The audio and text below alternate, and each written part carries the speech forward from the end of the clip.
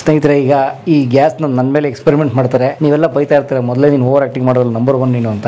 ಇನ್ನು ಈ ಗ್ಯಾಸ್ ಕೊಟ್ಟ ಮೇಲೆ ಕೇಳ್ಬೇಕಾ? ನನ್ನ ಕಂಟ್ರೋಲ್ ಏನೂ ಇರಲ್ಲ. But this is too good. Kannada ಹೋಗಿ ಇಂಗ್ಲಿಷ್ ಮಾತಾಡ್ಲಿಕ್ಕೆ ಸ್ಟಾರ್ಟ್ ಮಾಡಿದ್ರು. So he is not in his consciousness. Smile card ಅಂತ 3 years ವರೆಗೂ ಕನ್ಸಲ್ಟೇಷನ್ ಚಾರ್ಜಸ್ ಇರಲ್ಲ, ಚೆಕ್ಅಪ್ ಚಾರ್ಜಸ್ ಇರಲ್ಲ, ನಾರ್ಮಲ್ ಎಕ್ಸ್ರೇ ಚಾರ್ಜಸ್ ಇರಲ್ಲ. ಪ್ರತಿ 6 months ಒಂದ್ಸಲಿ ನಿಮ್ಗೆ ಕ್ಲೀನಿಂಗ್ ಮಾಡಿಸಿದ್ರೆ ಅದಕ್ಕೂ ಚಾರ್ಜಸ್ ಇರಲ್ಲ. ಡಿಪಿಗ್ಮೆಂಟೇಷನ್ ಅಂತ ಹೇಳ್ತೀವಿ ಸರ್. ಅಂದ್ರೆ ಹೊಸಡುಗಳಲ್ಲಿ ಕಪ್ಪು ಕಪ್ಪು ಸ್ಪಾಟ್ ಗಳಿರೋದನ್ನ ಕ್ಲೀನ್ ಮಾಡೋದು, ಅಂದ್ರೆ ಪಿಂಕ್ ಜಿಂಜೈವ ತರ ಮಾಡೋದು. ಬಟ್ ಯಾರು ಹೊಸಲು ನೋಡ್ತಾರೆ? ಸ್ಮೈಲ್ ಮಾಡ್ದ ಕಾಣುತ್ತೆ ಸರ್. ನಿಮ್ಮ ಹಲ್ಲಿಗೆ ಏನು ಹಾಕೊಂಡಿದ್ದೀರಿ ನೀವು? ಸರ್ ಅದು ಡೆಂಟಲ್ ಜ್ಯುವೆಲ್ರಿ ಅಂತ ಹೇಳ್ತೀವಿ ಸರ್. ಅದು ವಜ್ರನ? ಅದು ವಜ್ರ ಅಲ್ಲ sir, type of stone. College ಹೋಗ್ತಿರ್ತಾರೆ ಹುಡುಗಿರು ಹುಡುಗರು, ಅಟ್ರಾಕ್ಷನ್ ಆಗ್ಲಿಕ್ಕೆ, ಚೆನ್ನಾಗಿ ಕಾಣ್ಲಿಕ್ಕೆ ಇದನ್ನ ಯೂಸ್ ಮಾಡ್ತೀವಿ. ಹೊಸಡಿನಲ್ಲಿ ರಕ್ತಸ್ರಾವ ಅದು ಗೊತ್ತಾದ ತಕ್ಷಣ ಪೇಷಂಟ್ ಇಮಿಡಿಯೇಟ್ ಆಗಿ ಬಂದ್ರು ಅಂತ ಅಂದ್ರೆ ಅದನ್ನ ವಿ ಕ್ಯಾನ್ ರಿವರ್ಸ್ ದಟ್. ಇಲ್ಲ ಸ್ವಲ್ಪ ಲೇಟ್ ಆಗಿ ಬಂದ್ರು ಪೇಷಂಟ್ಸ್ ಅಂದ್ರೆ ಅದೇನಾಗುತ್ತೆ, ಹೊಸಡು ರೋಗದಿಂದ ಮೂಳೆಗೂ ಟ್ರಾನ್ಸ್ಫರ್ ಆಗಿರುತ್ತೆ. ಲೇಸರ್ ಇಂದು ಅಡ್ವಾಂಟೇಜ್ ಏನು ಅಂದ್ರೆ ಒಂದು ಸ್ಪಾಟ್ ಬ್ಲೀಡಿಂಗ್ ಇಲ್ಲ, bloodless painless procedure, no side effect sir. ವೈದ್ಯೋ ನಾರಾಯಣೋ ಹರಿ, ವೈದ್ಯೋ ನಾರಾಯಣೋ.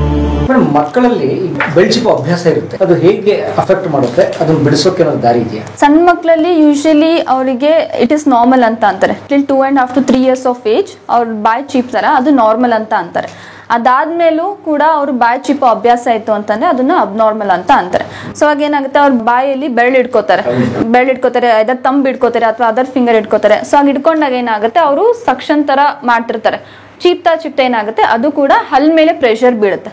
ಪ್ರೆಷರ್ ಬಿದ್ದಾಗ ಏನಾಗುತ್ತೆ, ಹಲ್ಲು ಮುಂದೆ ಬರುತ್ತೆ. ಸೊ ಅವಾಗ ಅದು ಬೇರೆ ಬೇರೆ ತರ ಅದು ಪ್ರೆಷರ್ ಆಗ್ತಿದ್ದಕ್ಕೆ, ಆಮೇಲೆ ಒಳಗಡೆ ಅಂಗ್ಲ ಅಂತ ಅಂತಾರಲ್ಲ, ಪ್ಯಾಲೆಟ್ ಅಂತ ಅಂತಾರೆ. ಸೊ ಅದು ಕೂಡ ಅದು ನ್ಯಾರೋ ಆಗುತ್ತೆ, ವೈಡ್ ಇರಬೇಕು. ಸೊ ಇದು ಪ್ರೆಷರ್ ಹಾಕಿ ಹಾಕಿ ಹಾಕಿ ನ್ಯಾರೋ ಆಗುತ್ತೆ. ಸೊ ಅವಾಗ ಏನಾಗುತ್ತೆ, ಹಲ್ಲಿಗೆ ಜಾಗ ಇರಲ್ಲ, ಅವಾಗ ಹಿಂದೆ ಮುಂದೆ ಆಗುತ್ತೆ ಹಲ್ಲು. ಸೊ ಅದಕ್ಕೆ ಆ ಟೈಮಲ್ಲಿ ಏನಾರು ಈಗ ಅಕಸ್ಮಾತ್ ಯೂಶಲಿ ಪೇರೆಂಟ್ಸ್ ಬರೋದು, ನನ್ನ ಮಗಳದು ಅಥವಾ ಮಗನು ಹಲ್ಲು ತುಂಬಾ ಮುಂದೆ ಇದೆ, ಏನಾದ್ರು ಟ್ರೀಟ್ಮೆಂಟ್ ಮಾಡಿ ಅಂತ ಕೇಳ್ತಾರೆ. ಸೊ ಅವಾಗ ಏನ್ ಮಾಡ್ತಾರೆ, ಅವಾಗ ಅವರಿಗೆ ಫಸ್ಟ್ ನಾವು ತಮ್ ಸಕಿಂಗ್ ಹ್ಯಾಬಿಟ್ ನ ಬ್ರೇಕ್ ಮಾಡಿಸ್ಬೇಕು ಫಸ್ಟ್. ಸೊ ತಮ್ ಗಾರ್ಡ್ ಅಂತ ಕೊಡ್ತಾರೆ, ಇಲ್ಲ ರಾತ್ರಿ ಮಲ್ಕೊಂಡಾಗ ಅವರಿಗೆ ಗೊತ್ತಾಗಲ್ಲ, ಇಟ್ಕೊಂಡ್ಬಿಟ್ಟು ಮಲ್ಕೊಂಡ್ಬಿಡ್ತಾರೆ. ಸೊ ಅವಾಗ ಏನಾಗುತ್ತೆ, ಬೇರೆ ಮನೇಲಿ ಟ್ರೀಟ್ಮೆಂಟ್ ಇಲ್ಲ ಕೆಮಿಕಲ್ ಟ್ರೀಟ್ಮೆಂಟ್ ಅಂತ ಅಂತಾರೆ.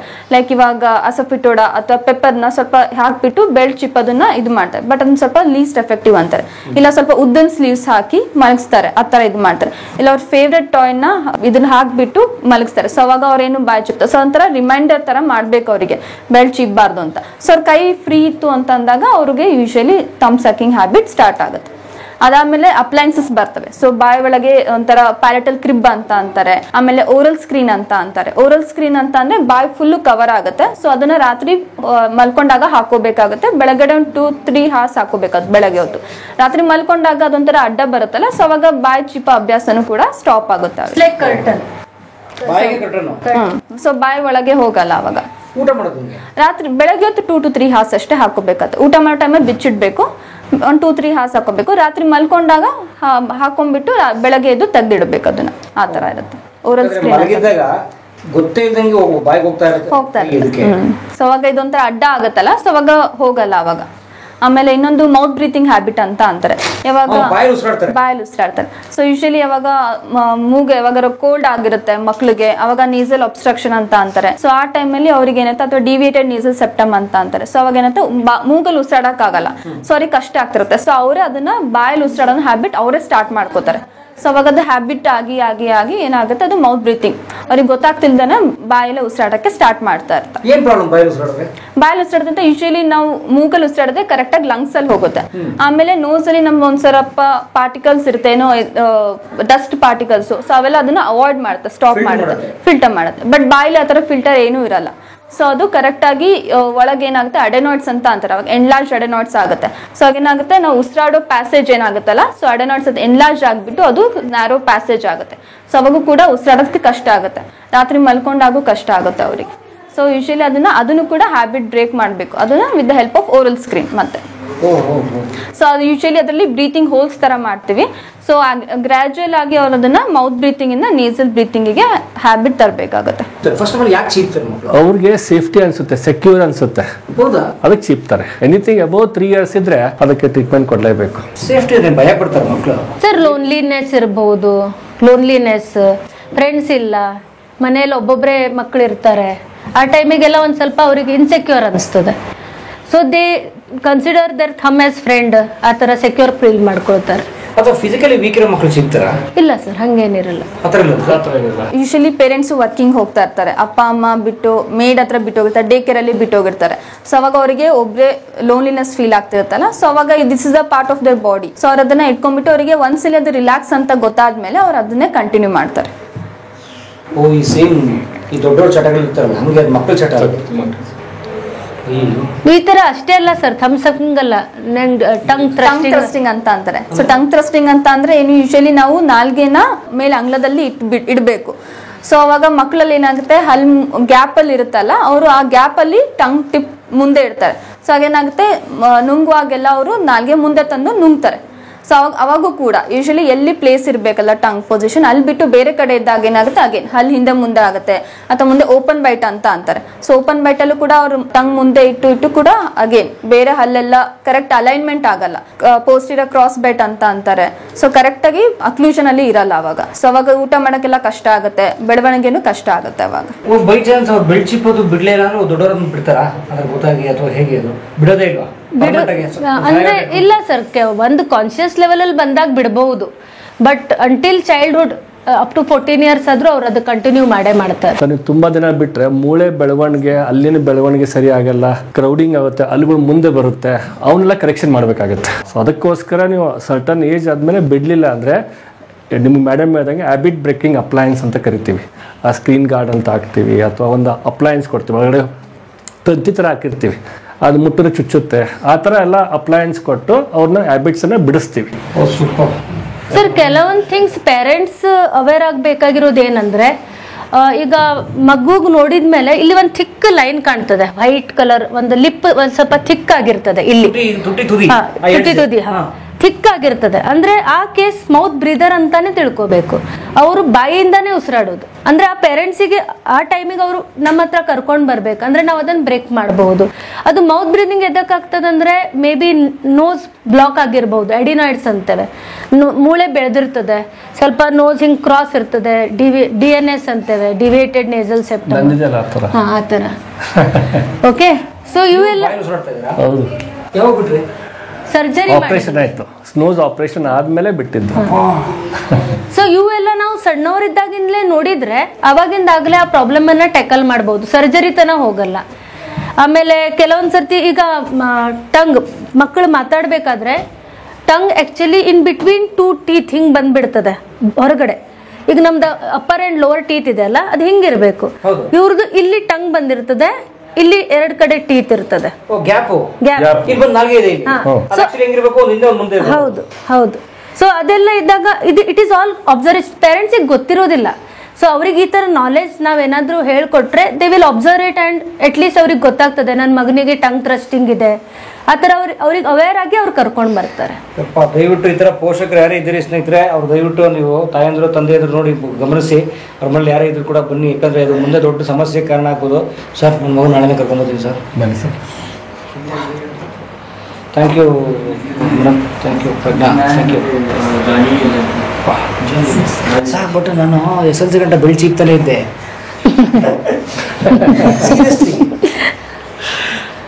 ಅದಕ್ಕೆ ನಮ್ಮಮ್ಮ ಅನ್ಬಿಡ್ಬೋದು, ನಮ್ಮಮ್ಮ ನೀನೇ ಚಿಪ್ತಾಗ SLC ಅವನು ಚಿಪ್ಲಿ ಬಿಡೋದು ನಾನು ನೋಡಿ ಇಲ್ಲ ಸುಟ್ಟಾಕ್ಬಿಟ್ಟವ್ರು, ಕೈಯಿಲ್ಲ ಕೆಂಡನ ತಗೊಂಡು ಸುಟ್ಬಿಟ್ಟವ್ರೆ.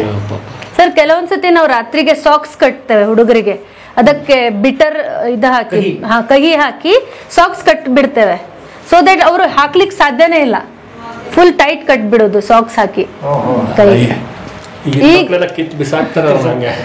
ಟಂಗ್ ಟೈ ಅಂದ್ರೆ ಮಾತಾಡ್ಬೇಕಾದ್ರೆ ಅವ್ರದ್ದು ಸ್ವಚ್ಛ ಇರುವುದಿಲ್ಲ, ಪ್ರೊನೌನ್ಸಿಯೇಷನ್ ತದ್ಲುತ್ತಾರೆ.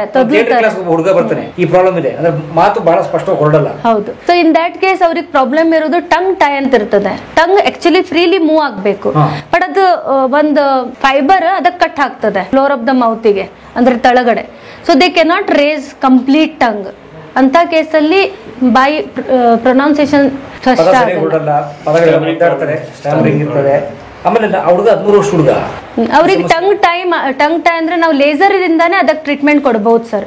ಅದನ್ನ ಸರ್ಜರಿ ಮಾಡಿ ಬ್ಲೇಡ್ ಎಲ್ಲ ಯೂಸ್ ಮಾಡ್ಬೇಕಂತಿಲ್ಲ, ಈಗ ಮಾಡರ್ನ್ ಟೆಕ್ನಾಲಜಿ ಇದೆ, ಲೇಸರ್ ದಿಂದಾನೆ ನಾವು ಅದನ್ನ ಕರೆಕ್ಷನ್ ಮಾಡಬಹುದು. ಅದನ್ನೇನು ಕಟ್ ಮಾಡೋ ಅವಶ್ಯಕತೆ ಏನಿಲ್ಲ. ನಾಲ್ಗೆ ಹಿಂಗೆ ಮೌತ್ ಅಂಟ್ಕೊಂಡ್ಬಿಟ್ಟಿರುತ್ತೆ, ಅದನ್ನ ಬಿಡಿಸ್ಬಿಡ್ತೀವಿ ಫ್ರೀ ಮೂಮೆಂಟ್ ಆಗಲಿ ಅಂತ. ಅಂಟ್ಕೊಂಡಿದ್ದಾನೆ ಬಿಡಿಸ್ತೀವಿ, ಅದಕ್ಕೆ ಟಂಗ್ ಟೈ ಟ್ರೀಟ್ಮೆಂಟ್ ಅಂತ ಕರಿತೀವಿ. ಅಂದ್ರೆ ಪೇನ್ಲೆಸ್ ನಾವು ಮಾಡಬಹುದು with laser. Very nice, very nice. ಇಲ್ಲಿ ಈಗ ಗ್ಯಾಸ್ ಕೊಟ್ಟು ಮಾಡಬಹುದು. Very nice, great. Thank you. ಮಕ್ಕಳ ಆರೋಗ್ಯದ ಎಷ್ಟೊಂದು ವಿಚಾರಗಳಿದ್ದಾವೆ, ಇದನ್ನು ನಾವು ತಿಳ್ಕೋಬೇಕು, ಪಾಲಿಸಬೇಕು ಹೊಸ ಕಾಲದಲ್ಲಿ. ಹೀಗಾಗಿ thank you, thanks lot. Thank you sir. ಬನ್ನಿ ಹೋಗೋಣ. ಸರ್ ನಿಮಗೆ ಸ್ನೇಹಿತರೆ, ಈಗ ಈ ಗ್ಯಾಸ್ನ ನನ್ನ ಮೇಲೆ ಎಕ್ಸ್ಪೆರಿಮೆಂಟ್ ಮಾಡ್ತಾರೆ. ನೀವೆಲ್ಲ ಬೈತಾ ಇರ್ತಾರೆ, ಮೊದಲೇ ನೀನು ಓವರ್ ಆ್ಯಕ್ಟಿಂಗ್ ಮಾಡೋಲ್ಲ, ನಂಬರ್ 1 ನೀನು ಅಂತ. ಇನ್ನು ಈ ಗ್ಯಾಸ್ ಕೊಟ್ಟ ಮೇಲೆ ಕೇಳ್ಬೇಕಾ? ನನ್ನ ಕಂಟ್ರೋಲಲ್ಲಿ ಏನೂ ಇರೋಲ್ಲ. ಈಗ ಇಲ್ಲಿ ನಡೆಯೋ ಓವರ್ ಆ್ಯಕ್ಟಿಂಗ್ ಎಲ್ಲ ನಂದಲ್ಲ, ಆ ಗ್ಯಾಸ್ದು. ಮೂಗಲ್ ಉಸಿರಾಡಿ ಸರ್, ಆರಾಮಾಗಿ ಕೂತ್ಕೊಳ್ಳಿ sir. Relax sir. Sir open your ice. Oh God. Sir, raise your hand. Raise your hand, sir. Oh my God. ಸ್ವಲ್ಪ ಟಿಂಗ್ಲಿಂಗ್ ಅನಿಸ್ತಾ ಇದೆಯಾ ಸರ್? ಫುಲ್ ಒಂಥರ ಮಜಾ ಇದೆ.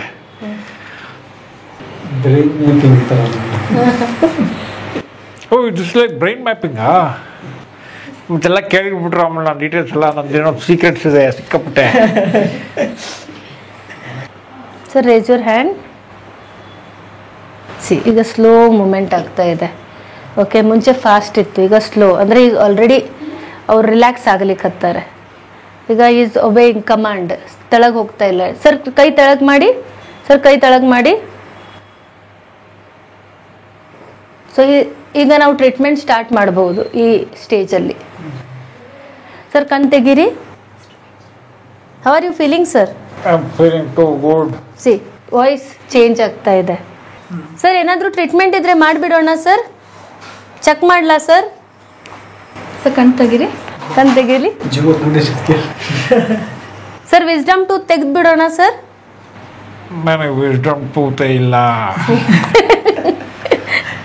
But this is too good. ಒಂಥರ ಒಳ್ಳೆ ಫೀಲ್ ಇದೆ madam. Bhagyamma, this is changing. Bhagyamma, you are like my sister.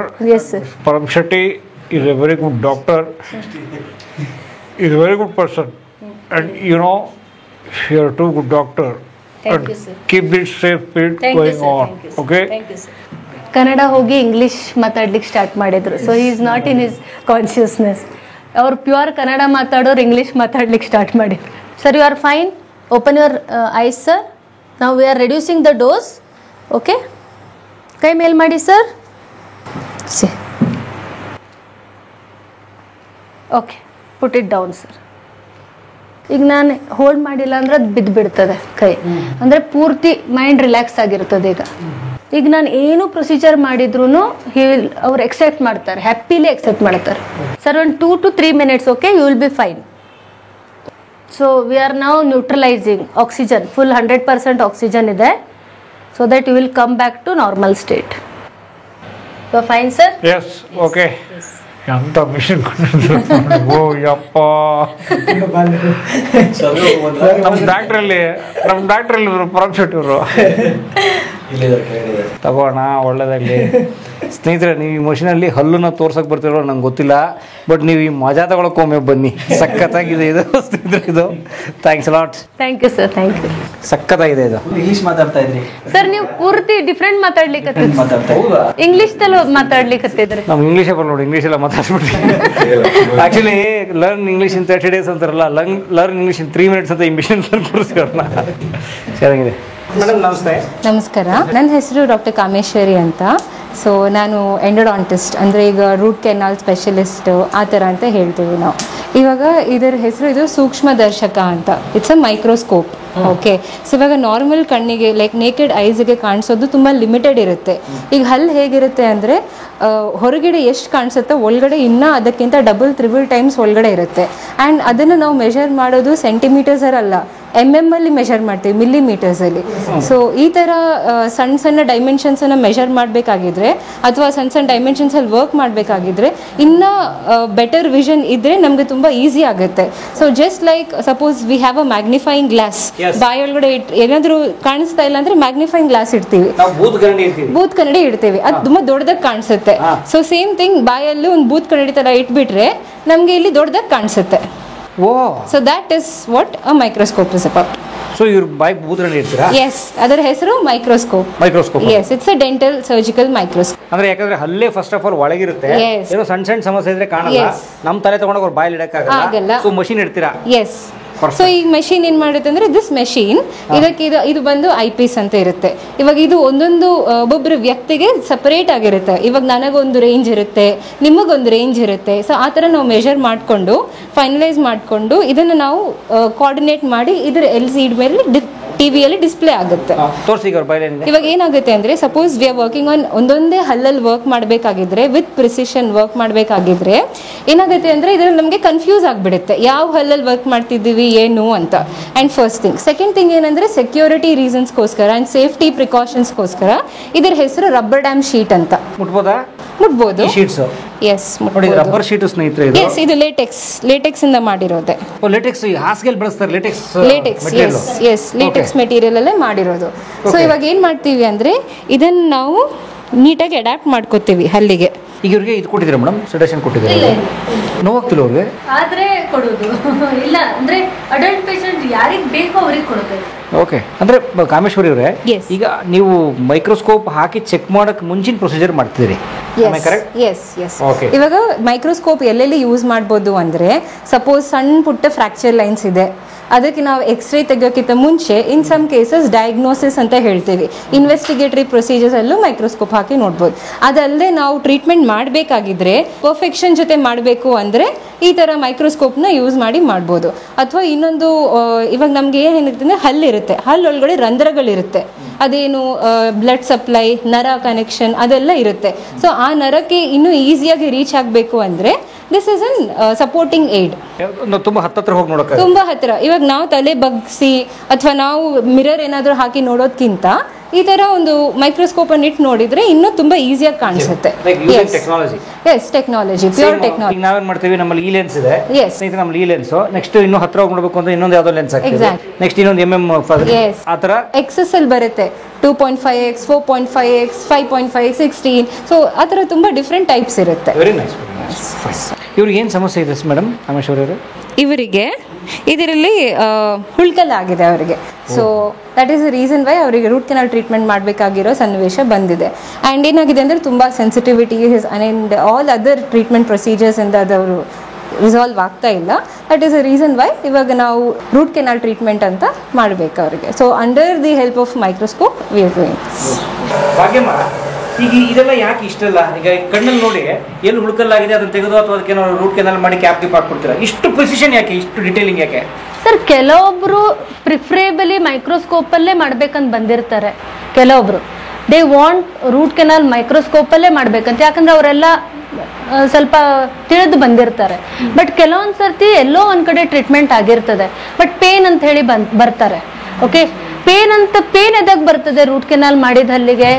May be canal miss ಆಗಿರ್ಬಹುದು, ಇಲ್ಲ ಫೈಲ್ ಬ್ರೇಕ್ ಆಗಿರ್ಬಹುದು, ಅದು ಬಿಯಾಂಡ್ ಹೋಗಿರ್ಬಹುದು. ಸೊ ಅದೆಲ್ಲ ನಾವು ಇದು ಮಾಡ್ಬೇಕಂದ್ರೆ ಮೈಕ್ರೋಸ್ಕೋಪಲ್ಲಿ ಮಾಡಿದ್ರೆ ನಮ್ಗೆ ಕರೆಕ್ಟ್ ಗೊತ್ತಾಗ್ತದೆ. ಏನಾದರೂ ಕೆನಾಲ್ ಮಿಸ್ ಆದರೆ ನಾವು ಫೈಂಡ್ ಔಟ್ ಮಾಡ್ಬೋದು. ಅದನ್ನ ಮೈಕ್ರೋಸ್ಕೋಪ್ದಲ್ಲಿ ನೆಗೋಷಿಯೇಟ್ ಮಾಡಿ ಅದನ್ನ ರೂಟ್ ಕೆನಾಲ್ ಕಂಪ್ಲೀಟ್ ಮಾಡ್ಬೋದು. ಕೆಲವೊಂದ್ಸತಿ ನಾವು ಇಷ್ಟು ಸ್ಮಾಲ್ ಇನ್ಸ್ಟ್ರೂಮೆಂಟ್ ಯೂಸ್ ಮಾಡಿರ್ತೇವೆ ಅಂದ್ರೆ ರೂಟ್ ಕೆನಾಲ್ ಅಲ್ಲಿ ಫೈಲ್ ಬ್ರೇಕ್ ಆದಾಗ, ಫೈಲ್ ನಾವು ಮಾಡುತ್ತಿರುವಂತದ್ದು ಒಂದು ಇನ್ಸ್ಟ್ರೂಮೆಂಟ್ ಬ್ರೇಕ್ ಆಗ್ತದೆ, ಇಟ್ ಈಸ್ ಎರರ್ ಅಂತ ಹೇಳ್ಬೋದು. Sometimes it is possible, it may happen, okay, but not purposely, but it might happen. Okay, so ಅದನ್ನು ನಾವು ರಿಟ್ರೀವ್ ಮಾಡಬೇಕಂದ್ರೆ ಅದನ್ನ ನೆಕೆಡ್ ಐದಲ್ಲಿ ಮಾಡ್ಲಿಕ್ಕೆ ಬರಲ್ಲ. ಸೊ ಆ ಟೈಮಿಗೆ ಮೈಕ್ರೋಸ್ಕೋಪ್ ಯೂಸ್ ಮಾಡಿ ಅದನ್ನ ಸ್ವಲ್ಪ ಮ್ಯಾಗ್ನಿಫೈ ಮಾಡಿ ಅದನ್ನ ನಾವು ಇದು ಮಾಡಬಹುದು, ಈಸಿಯಾಗಿ ತೆಗಿಬಹುದು. ಹೌದು, ನಾವು ಕ್ಲೀನ್ ಮಾಡಬೇಕಾದ್ರೆ ಕೆಲವೊಂದು ಇನ್ಸ್ಟ್ರೂಮೆಂಟ್ ಯೂಸ್ ಮಾಡ್ತೇವೆ, ಫೈಲ್ಸ್ ಅಂತೇವೆ. ಅದು ಇದಿರ್ತದೆ, ಕೆ ಫೈಲ್ಸ್, H ಫೈಲ್ಸ್ ಅಂತ ಇರ್ತದೆ. ಅದು ಬ್ರೇಕ್ ಆದಾಗ ಅದನ್ನ ತೆಗೆಯೋದು ತುಂಬಾ ಕಷ್ಟ ಆಗ್ತದೆ. ಸೊ ಮೈಕ್ರೋಸ್ಕೋಪ್ ಥ್ರೂ ಅದನ್ನ ರಿಟ್ರೀವ್ ಮಾಡಬಹುದು. ಅಂದ್ರೆ ನೋಡಿ, ಬರೀ ಕಣ್ಣಿಗೆ ಕಾಣುವ ಸಮಸ್ಯೆ ಬಿಟ್ಟು ಇನ್ನೂ ಅತಿ ಸೂಕ್ಷ್ಮ ಸಮಸ್ಯೆ ಇದು ಕೂಡ ಸಾಲ್ವ್ ಮಾಡ್ಬಿಡ್ತೀವಿ. Yes sir. ಸರ್, ಕಾಮನ್ಲಿ ನಾವು ಏನ್ ತಿಳ್ಕೊಳ್ತೇವೆ, ನಾವು ಜನರಲಿ ಈ ಹಲ್ಲಿಗೆ 3 ಕೆನಾಲ್ ಇರ್ತದೆ, ಈ ಹಲ್ಲಿಗೆ 2 ಕೆನಾಲ್ ಇರ್ತದೆ, ಅದು ಫಿಕ್ಸ್ ಇರ್ತದೆ. ಬಟ್ ಆ ಥರ ಇರಲ್ಲ. ಕೆಲವೊಂದು ಪರ್ಸೆಂಟೇಜ್ ಆಫ್ ಟೂತ್ ಅಲ್ಲಿ 3 ಕೆನಾಲ್ ಇರೋ ಕಡೆ 4 ಇರ್ತದೆ, 4 ಇರೋ ಕಡೆ 5 ಇರ್ತದೆ. ಬಟ್ ಬ್ಲೈಂಡ್ಲಿ ನಾವು 3 ಕೆನಾಲ್ ಅನ್ನ ಕ್ಲೋಸ್ ಮಾಡಿ ಪೇಷಂಟಿಗೆ ಸೆಂಡ್ ಮಾಡಿದ್ರೆ ಆ 2 ಕೆನಾಲ್ ಅಲ್ಲಿ ಇನ್ನೂ ಪಲ್ಪ್ ಅಂದ್ರೆ ನರ ಇರ್ತದೆ. ಸೊ ಅದರಿಂದ ಪೇನ್ ಬರೋ ಚಾನ್ಸ್ ಇರ್ತದೆ. ಓಹೋ, ಅದನ್ನ ಇಲ್ಲಿ ಚೆಕ್ ಮಾಡ್ಬಿಟ್ಟು. ಹೌದು. ಅಂದ್ರೆ ಇಲ್ಲಿ ಬಂದ್ಮೇಲೆ ಪ್ರಾಬ್ಲಮ್ ಸಾಲ್ವ್ ಆಗದೆ ಅವ್ರ ಆಚೆ ಹೋಗೋ ಚಾನ್ಸೇ ಇಲ್ಲ. ವಾವ್. ಸೊ ಇವಾಗ ಇದ್ರಲ್ಲಿ ನೋಡ್ತಿದ್ದೀರಲ್ವಾ, ಸೊ ಇಲ್ಲಿ ನೋಡಿದಾಗ ಇದು ಬರೇ ಕಣ್ಣಲ್ಲಿ ನೋಡಿದಂಗೆ ಆಗಿದೆ. ಓಕೆನಾ? ಸೊ ಇಲ್ಲಿ ನಾವೇನು ನೋಡ್ತಿದ್ದೀವಿ, ನನ್ನ ಕೈಯಲ್ಲಿರೋದು ಇದ್ರ ಹೆಸರು ಮೌತ್ ಮಿರರ್ ಅಂತ. ಈ ಇನ್ಸ್ಟ್ರೂಮೆಂಟ್ ಹೆಸರು, ಈ ಕನ್ನಡಿ ಹೆಸರು ಮೌತ್ ಮಿರರ್ ಅಂತ. ಸೊ ನನಗೆ ಬರುವ ವಿಷನ್ ಏನಿರುತ್ತೆ ಅಂದರೆ ದಿಸ್ ಇಸ್ ಲಿಮಿಟೆಡ್ ಟು ಇದರ ಏನು ತೋರಿಸುತ್ತೆ ಅಂತ. ಬಟ್ ಇವಾಗಷ್ಟೇ ಡಾಕ್ಟರ್ ಭಾಗ್ಯಲಕ್ಷ್ಮಿ ಮ್ಯಾಮ್ ಅವರು ಎಕ್ಸ್ಪ್ಲೇನ್ ಮಾಡಿರೋ ಥರ ಇನ್ನೂ ಡೀಟೇಲ್ಡ್ ಆಗಿ ಇನ್ನೂ ಮಿಸ್ಡ್ ಕೆನಾಲ್ಸ್ ಅಥವಾ ಬೇರೆ ಕಡೆ ಟ್ರೀಟ್ಮೆಂಟ್ ಮಾಡಿಕೊಂಡು ನಮ್ಮ ಹತ್ರ ತುಂಬ ಜನ ಬರ್ತಾರೆ ಹೂ ಕಂಪ್ಲೇನ್ ಆಫ್ ಪೇನ್. ನಾರ್ಮಲ್ ಐಸಲ್ಲಿ ನೋಡಿದರೆ ಅಥವಾ ನಾರ್ಮಲ್ ಎಕ್ಸ್ರೇಸಲ್ಲಿ ನೋಡಿದಾಗ ನಮ್ಗೆ ಅದು ಮಿಸ್ಡ್ ಕೆನಾಲ್ಸ್ ಇದೆಯಾ ಅಥವಾ ಏನಿದೆ ಅಂತ ಅಷ್ಟು ಈಸಿಯಾಗಿ ಕಂಡಿರೋಕ್ಕೆ ಆಗೋದಿಲ್ಲ. But with the help of microscope ಏನಾಗುತ್ತೆ ಅಂದರೆ ಇವಾಗ as we can see here ನಮಗೆ ಇಲ್ಲಿ ಇಷ್ಟು ರೇಂಜ್ ಆಫ್ ಮ್ಯಾಗ್ನಿಫಿಕೇಶನ್ಗೆ ಬರುತ್ತದು. ಎಸ್, ಅಷ್ಟು ದೊಡ್ಡದಾಗಿ ಕಾಣಿಸುತ್ತೆ. ಎಸ್, ಅಷ್ಟು ದೊಡ್ಡದಾಗಿ ಕಾಣಿಸುತ್ತೆ. 10 mm ಹಲ್ಲು, ಒಂದು 14 ಇಂಚ್ ಸ್ಕ್ರೀನ್ ಅಷ್ಟು ದೊಡ್ಡ ಕಾಣಿಸುತ್ತೆ. ಎಸ್. ಇವಾಗ ನಮಗೆ ಯಾಕೆ ಇದು ಬೇಕು ಅಂದರೆ ಇವು ನಾವು ಎಷ್ಟು ಈಸಿಯಾಗಿ ನೋಡ್ತೀವೋ ಅಷ್ಟು ಈಸಿಯಾಗಿ ಮಾಡೋಕ್ಕಾಗುತ್ತೆ. ಸೊ ನಮಗೆ ನೋಡಿದ್ರೆ it is more easy for us to do. ನಮ್ಮ ಇನ್ಸ್ಟ್ರೂಮೆಂಟ್ಸ್ ಈಸಿಯಾಗಿ ಹೋಗುತ್ತೆ, ಆಕ್ಯುರೇಸಿ ಅಷ್ಟು ಬೆಸ್ಟ್ ಆಗಿರುತ್ತೆ. ಈಗ ನೀವು ಅಲ್ಲಿ ನೋಡ್ಕೊಂಡು ಮಾಡ್ತೀರಾ? ಎಸ್, ನಾವು ಇಲ್ಲಿ ನೋಡ್ಕೊಂಡು ಮಾಡ್ತೀವಿ. ಇದರ ಹೆಸರು ಐ ಪೀಸ್ ಅಂತ. ಎಸ್. ಸೊ ಒಬ್ಬೊಬ್ಬರಿಗೆ ಇವಾಗ ನನ್ನ ಪ್ಯೂಪಿಲ್ಸ್ ಇದೆಯಲ್ವಾ, ಆ ಪ್ಯೂಪಿಲ್ ಡಿಸ್ಟೆನ್ಸ್ ಮೇಲೆ ನಂದು ಬೇಸಿಸ್ ಆಗಿರುತ್ತೆ. ಬೇರೆ ಆಪರೇಟರ್ ಬಂದಾಗ ಬೇರೆ ಅವ್ರದ್ದು ಡಿಫ್ರೆಂಟ್ ಇರುತ್ತೆ. ಸೊ ಈ ಥರ ಅಡ್ಜಸ್ಟ್ ಮಾಡಬೇಕು, ಅದನ್ನು ಈ ಥರ ಅಡ್ಜಸ್ಟ್ ಮಾಡಬೇಕು. ಇದೇ ಕ್ಯಾಮ್ರಾ? ಎಸ್, ಆಬ್ಜೆಕ್ಟಿವ್ ನೋಡಿ ಸ್ನೇಹಿತರೆ, ಇದೇ ಕ್ಯಾಮ್ರಾ. ಅದು ನೋಡಿ 250 mm ಲೆನ್ಸ್ ಇದೆ. Yes, super. ಆ್ಯಂಡ್ ಇಲ್ಲಿ ಬಂದಿರೋ ನಮಗೆ ಮ್ಯಾಗ್ನಿಫಿಕೇಶನ್ಸ್ ಬರುತ್ತೆ. ಇವಾಗ ಇದು 1x ಅಲ್ಲಿದೆ. ಓಕೆ, ಇಲ್ಲಿ ಬಂದು 2.5x. ಇನ್ನು ಝೂಮ್ ಇನ್ನು. ಎಸ್, ಇನ್ನು ಫೈನ್ ಟ್ಯೂನಿಂಗ್ ಮಾಡ್ಬೋದು. ಈಗ ರೂಟ್ ಕೇಲ್ ಅಂದ್ರೆ ಅಲ್ಲಿನ ಸೈಜ್ ಎಷ್ಟಿರುತ್ತಲ್ಲ ಅದ್ರ ಒಳಗಡೆ ಒಂದು 0.1-0.2 ಮಿಲಿಮೀಟರ್ ಅಷ್ಟು ಥಿಕ್ನೆಸ್ ಇರುತ್ತೆ. ಕೆನಲ್ ಅಂದ್ರೆ ಅಷ್ಟು ಚಿಕ್ಕದಾಗಿರುತ್ತೆ. ಆ ಚಿಕ್ಕ ಕೆನಲಲ್ಲಿ ನಾವು ಇನ್ಸ್ಟ್ರೂಮೆಂಟ್ಸ್ ಹಾಕಿ ಅದು ಕೆನಲ್ ಸ್ಟ್ರೇಟ್ ಇರಲ್ಲ, ಕೆಲವೊಂದ್ಸರಿ ಕ್ರಾಸ್ ಆಗಿರುತ್ತದೆ. ಅಲ್ಲ ಒಳಗಡೆ ಹೋಗಿ ಕ್ಲೀನ್ ಮಾಡಿ. ಸೊ ನಾರ್ಮಲಿ 90% ನಾವು ವಿದೌಟ್ ಮೈಕ್ರೋಸ್ಕೋಪ್ ಮಾಡ್ಬೋದು. ಮೈಕ್ರೋಸ್ಕೋಪ್ ಇದ್ರೆ ಇಟ್ ಈಸ್ ಮೋರ್ ಅಡ್ವಾಂಟೇಜ್. ಇನ್ನೂ ಕ್ಲೀನಾಗಿ ನೀಟಾಗಿ ಟ್ರೀಟ್ಮೆಂಟ್ ಆಗುತ್ತೆ. ಎಕ್ಸಾಕ್ಟ್ ಅದೇ ಪಾಯಿಂಟಲ್ಲಿ ಹೋಗಿ. Great, thank you madam. Thanks lot. Madam ನಮಸ್ತೆ. ನಮಸ್ಕಾರ ಸರ್. ತಮ್ಮ ಹೆಸರು ಪರಿಚಯ ಪ್ಲೀಸ್. ಡಾಕ್ಟರ್ ಶ್ವೇತಾ ಅಂತ ಸರ್, ಪೆರಿಡಾಂಟಿಸ್ಟ್, ಹೊಸಡು ರೋಗ ತಜ್ಞೆ. ವಾವ್, ಕನ್ನಡ ಪದ ಕೇಳೋಕ್ಕೆ ಖುಷಿ ಆಯಿತು. ಹೊಸಡು ರೋಗ ತಜ್ಞೆ. ಹಾಂ ಸರ್. ಎಷ್ಟು ವರ್ಷದಿಂದ ಮಾಡ್ತೀರಿ ಸರ್? KDC ಜೊತೆಗೆ ನಾನು 5 ವರ್ಷದಿಂದ ಇದ್ದೀನಿ ಸರ್. Very nice. ಏನು ನಡೀತಿದೆ ಇಲ್ಲಿ ಸರ್? ಇಲ್ಲಿ ಡಿಪಿಗ್ಮೆಂಟೇಷನ್ ಅಂತ ಹೇಳ್ತೀವಿ ಸರ್. ಅಂದರೆ ಹೊಸಡುಗಳಲ್ಲಿ ಕಪ್ಪು ಕಪ್ಪು ಸ್ಪಾಟ್ಗಳಿರೋದನ್ನು ಕ್ಲೀನ್ ಮಾಡೋದು, ಅಂದರೆ ಪಿಂಕ್ ಜಿಂಜಾಯ್ವ ಥರ ಮಾಡೋದು. ಈಗ ಇವ್ರದ್ದು ಹೊಸಡುಗಳು ಅಂದ್ರೇನು? ಹಲ್ಲು ಅಂಟ್ಕೊಂಡಿರುತ್ತಲ್ಲ? Yes sir. ಹಲ್ಲು ಮೇಲೆ ಮೂಳೆ ಇರುತ್ತೆ, ಮೂಳೆ ಮೇಲ್ಗಡೆ ಒಂದು ಹೊಸಡಿನ ಪದುರು ಇರುತ್ತೆ. ನಮಗೆ ಹೆಂಗೆ ಚರ್ಮ ಇದೆ ಅಲ್ವಾ, ಅದೇ ರೀತಿ ಒಳಗಡೆ ಬಾಯಿ ಒಳಗಡೆನೂ ಅಷ್ಟೇ ಮೂಳೆ ಮೇಲ್ಗಡೆ ಒಂದು ಪದುರು ಇರುತ್ತೆ. ತೋರಿಸಿ, ಏನು ಹೊಸಡು ಅಂದರೆ? ಕಾಣಿಸಿದೆಯಲ್ಲ ಸರ್? ಹಾಂ, ಇದೆ ಸರ್. ಜಿಂಜಾಯ್ವ ಅಂತ ಹೇಳ್ತೀವಿ. ಇದು ಬೋನಿಗೆ ಅಡೇರ್ ಆಗಿರುತ್ತೆ ಸರ್. ಇದು ಟೀತು, ಒಳಗಡೆ ಬೇರಿರುತ್ತೆ. ಬೇರ್ ಮೇಲ್ಗಡೆ ಮೂಳೆ ಇರುತ್ತೆ, ಮೂಳೆ ಮೇಲ್ಗಡೆ ಇದು ಹೊಸಡು ಕವರ್ ಆಗಿರುತ್ತೆ. ಓಕೆ. ನಾರ್ಮಲಿ ಪಿಂಕ್ ಇರಬೇಕಾ? ಪಿಂಕ್ ಇದ್ರೆ ಚೆನ್ನಾಗಿ ಕಾಣುತ್ತೆ ಸರ್, ಕಾಸ್ಮೆಟಿಕಲ್ ಎಸ್ಥೆಟಿಕ್ ಪರ್ಪಸ್. ಬಟ್ ಯಾರು ಹೊಸಡು ನೋಡ್ತಾರೆ? ಸ್ಮೈಲ್ ಮಾಡ್ದಾಗ ಕಾಣುತ್ತೆ ಸರ್. ಸ್ಮೈಲ್ ಎನ್ಹಾನ್ಸ್ ಮಾಡುತ್ತೆ ಪಿಂಕ್ ಇದ್ರೆ, ಪಿಂಕ್ ಜಿಂಜಾಯ್ವ ಇದ್ರೆ. ಓಕೆ. ಸೊ ಅದಕ್ಕೆ ಈ ಪಿಂಕ್ ಬಿಟ್ಟು ಬೇರೆ ಕಲರ್ ಇದ್ರೆ ಅದನ್ನು ಪಿಂಕ್ ಚೇಂಜ್ ಮಾಡ್ತೀವಿ ಸರ್. Okay okay. ಏನು ಪ್ರೊಸೀಜರು ಸರ್? ಅದನ್ನು ಡಿಪಿಗ್ಮೆಂಟೇಷನ್ ಅಂತ ಹೇಳ್ತೀವಿ. ಸೊ ಪಿಗ್ಮೆಂಟ್ ಆಗೋದಕ್ಕೆ ಒಂದು ರೀಸನ್ನು ಮೆಲನಿನ್ ಪಿಗ್ಮೆಂಟ್ ಅಂತ ಹೇಳ್ತೀವಿ. ನಮಗೆ ಯಾವ ಥರ ಬಾಡಿಯಲ್ಲೆಲ್ಲ ಕಲರ್ ಚೇಂಜಸ್ ಇರುತ್ತಲ್ಲ, ಅದೇ ಥರ ಪಿಗ್ಮೆಂಟ್ಸ್ ಇದೆ ಬಾಡಿಲಿ. ಮೆಲನಿನ್ ಪಿಗ್ಮೆಂಟ್ ಆಗಿರ್ಬೋದು, ಹಿಮೋಗ್ಲೋಬಿನ್ ಆಗಿರ್ಬೋದು, ಬಿಲೋರುಬಿನ್ ಅಂತ ಹೇಳ್ತೀವಿ, ಅದಾಗಿರ್ಬೋದು. ಅದೆಲ್ಲ ಅದರಿಂದ ಪಿಗ್ಮೆಂಟು ಬರೋ ಚಾನ್ಸಸ್ ಇರುತ್ತೆ.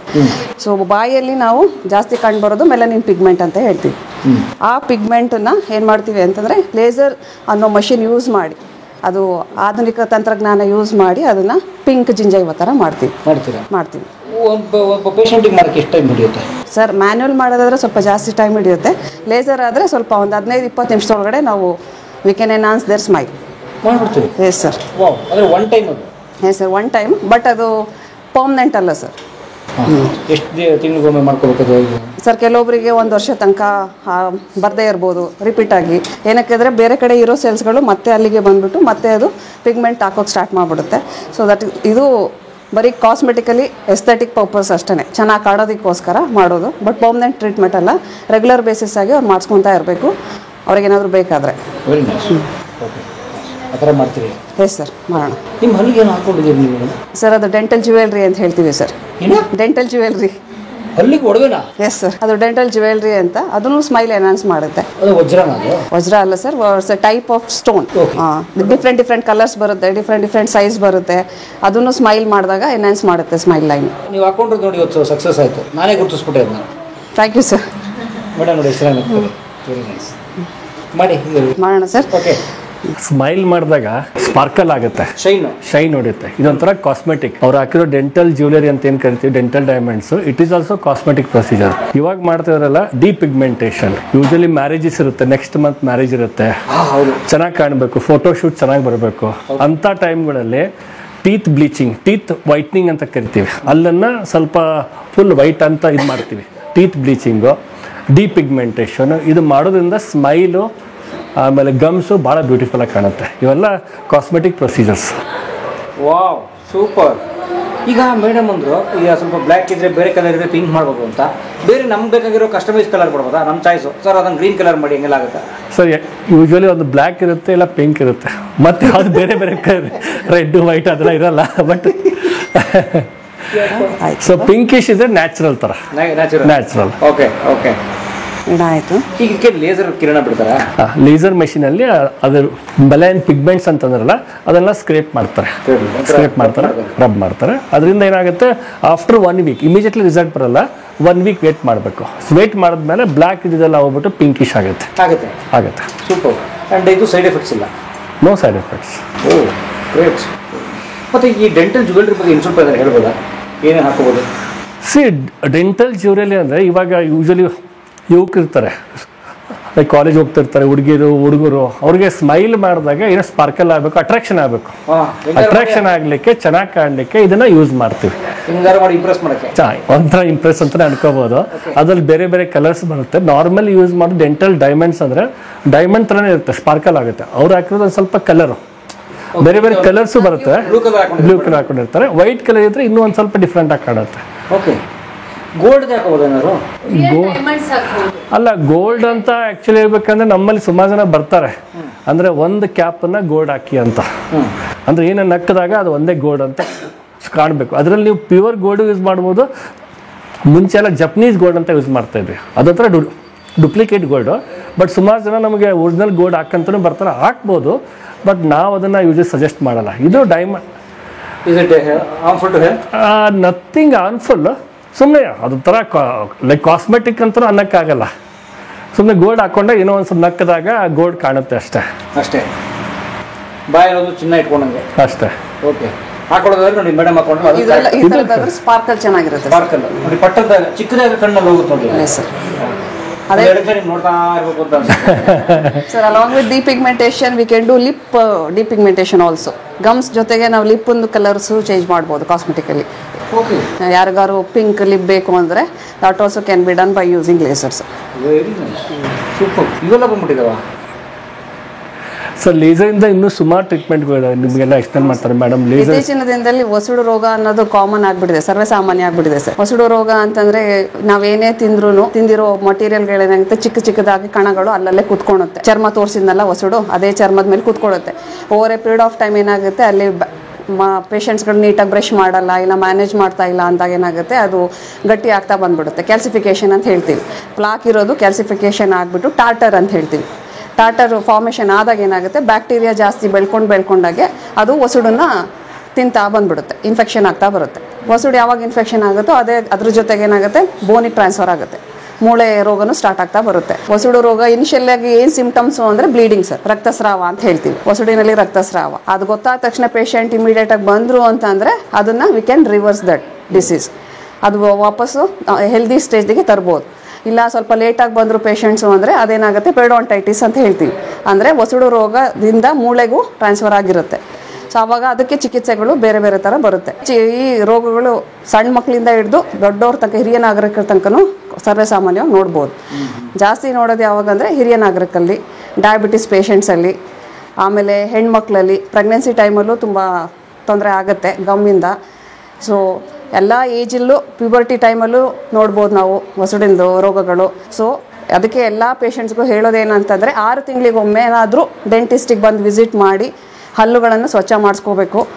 ಯಾಕಂದರೆ ಎಲ್ಲರಿಗೂ ಒಂದು ಮೂಢನಂಬಿಕೆ ಇದೆ, ಹಲ್ಲು ಸ್ವಚ್ಛ ಮಾಡಿಸಿದ್ರೆ ಅಲ್ಲಿ ಅಲ್ಲಾಡ್ತವೆ, ಮತ್ತೆ ಮುಂದೆ ಪ್ರಾಬ್ಲಮ್ ಆಗುತ್ತೆ. ಮೇಡಮ್ ನಾನು ಹೋಗಿದ್ದೆ ಡಾಕ್ಟರ್ ಹತ್ರ, ಕ್ಲೀನಿಂಗ್ ಮಾಡಿಸಿದ್ಮೇಲೆ ಹಿಂಗೆ ಆಯಿತು ಅಂತ ಹೇಳ್ತಾರೆ. ಅದು ಸಾಕ್ಷರಸ ತಪ್ಪು, ಅದು ಆ್ಯಕ್ಚುಲಿ ತಪ್ಪು ಕಲ್ಪನೆ ಅದು. Every 6 months once without fail ಬಂದು ಹಲ್ಲು ಸ್ವಚ್ಛ ಎಲ್ಲ ಮಾಡಿಸ್ಕೊತಾ ಇದ್ದರೆ ಆರೋಗ್ಯಕರ ಹಲ್ಲುಗಳು ಇರುತ್ತೆ. ಮತ್ತು ಅದ್ರದ್ದು ಹಲ್ಲಿಂದ ಲೈಫ್ ಸ್ಪ್ಯಾನ್ ಕೂಡ ಇನ್ಕ್ರೀಸ್ ಆಗ್ತಾ ಬರುತ್ತೆ. ಅವುಗಳ ಡ್ಯೂರಬಿಲಿಟಿ ಜಾಸ್ತಿ ಆಗುತ್ತೆ ಸರ್. ಅಂದ್ರೆ ಡೆಂಟಿಸ್ಟ್ ಹತ್ರ ಬಂದ್ರೆ ಏನು ಹಲ್ಲೇನಲ್ಲ ಅಲ್ಲಾಡೋದು, ಅದೆಲ್ಲ ನಂಬಿಕೆ, ಅದು ಅಪನಂಬಿಕೆ ಅದು ಸರ್. ಅದೇನಾಗಿರುತ್ತೆ ಅಂದ್ರೆ ಕೊಳೆ ಕಟ್ಕೊಂಡಿರುತ್ತೆ, ನಾವೆಲ್ಲ ಕ್ಲೀನ್ ಮಾಡ್ಬಿಡ್ತೀವಿ, ಅವಾಗ ಏನು ಅನ್ಸುತ್ತೆ, ಲೂಸ್ ಅನ್ಸುತ್ತೆ.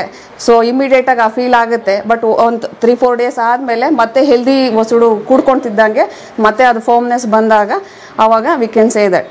ಬಟ್ ಪೇಷಂಟ್ಸ್ಗೆ ಏನಾಗುತ್ತೆ, ಇಮಿಡಿಯೇಟ್ ಆಗಿ ಲೂಸ್ ಆಯಿತು, ಗ್ಯಾಪ್ ಆಯಿತು ಅಂದ ತಕ್ಷಣ ಡಾಕ್ಟ್ರೇ ಮಾಡಿದ್ದು ಅಂತ ಅದು ಮೂಢನಂಬಿಕೆ ಇದೆ. ಅಂದ್ರೆ ಹೆಂಗಿದೆ ಇದು ಅಂದ್ರೆ ಕೆಟ್ಟ ಹಲ್ಲು ಇಟ್ಕೊಂಡು ಒಳ್ಳೆ ಹಲ್ಲು ಬಂದಾಗ ನಮ್ಗೆ ತಡ್ಕೊಳಕ್ ಆಗ್ತಾ ಇಲ್ಲ, ಕೆಟ್ಟದಕ್ಕೆ ಅಡ್ಜಸ್ಟ್ ಆಗ್ಬಿಟ್ಟಿದೀವಿ. ಹಲ್ಕಿದ್ರೆ ಕಣ್ಣಿಗೆ ತೊಂದರೆ ಆಗುತ್ತೆ ಅಂತಾರೆ, ಅದೇ ಥರ ಹಲ್ಲು ಸ್ವಚ್ಛ ಮಾಡಿದರೆ ಹಲ್ಲು ಲೂಸ್ ಆಗುತ್ತೆ ಅನ್ನೋದು ಮೂಢನಂಬಿಕೆ.